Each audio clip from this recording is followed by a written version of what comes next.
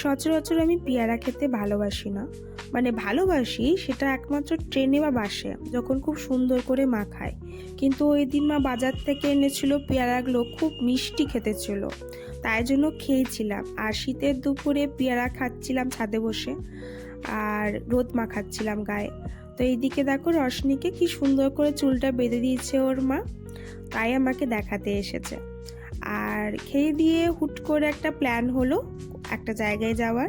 তাহলে শুনে নাও আমরা কোথায় যাচ্ছি।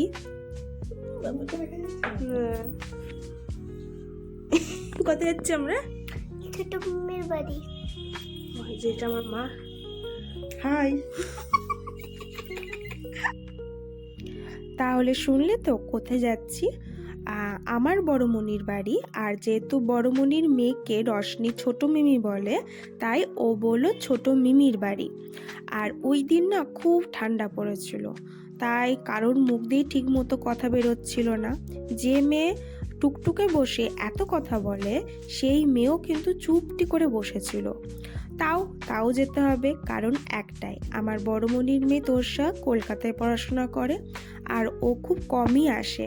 আর আসলেই একবার না একবার আড্ডাখানা তো বসবেই, সেই কারণেই যাওয়া। তো এই যে আমার বড়মনির মেয়ে তোষা, ও খুব ট্যালেন্টেড আর সুইট দেখতে।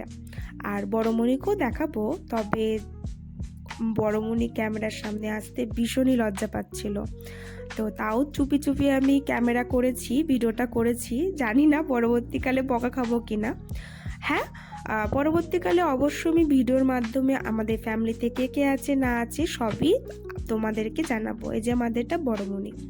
তারপর হুট করে আমাকে তোষা বলল চুলটা স্ট্রেট করার কথা। তো এই রকম একটা অফার হাতছাড়া করা যায় না। তো যদিও এটা পার্মানেন্ট স্ট্রেট না, টেম্পোরারি, তাও খুব করতে ইচ্ছা হলো। তো একঘেয়েমি লুকে না আমিও একটু বোর খেয়ে গেছিলাম। এই যে চুলটা স্ট্রেট, তো অনেকে বলেছে খুব সুন্দর লাগছে, বা অনেকে বলেছে না আমার মুখে নাকি কার্লি হেয়ারটাই মানায়। তাও মাঝে মাঝে একটু লুকটা চেঞ্জ করাটা দরকার, তাই করলাম। আর এইদিকে দেখো এতক্ষণ ওর হাত নড়েছে ওর মাকে দেখে। এতক্ষণ তো চুপটি করেই বসেছিল। তো মনির বাড়ি আসবো আর খাওয়া দাওয়া হবে না, অনেক আয়োজন ছিল। রসমালাই ছিল, কেক ছিল, আর স্প্যাগেটি ছিল। হ্যাঁ, অবশ্যই হেলদি স্প্যাগেটিটা। তো এটাই খাওয়া দাওয়া করে একদম তাড়াতাড়ি করে বাড়িও চলে গেছিলাম, যেহেতু খুব ঠান্ডা পড়েছিল। আর আজকের ব্লগটা এখানেই শেষ। যদি ভালো লেগে থাকে তো অবশ্যই কিন্তু কমেন্ট আর একটা লাইক করতে ভুলো না। Bye bye.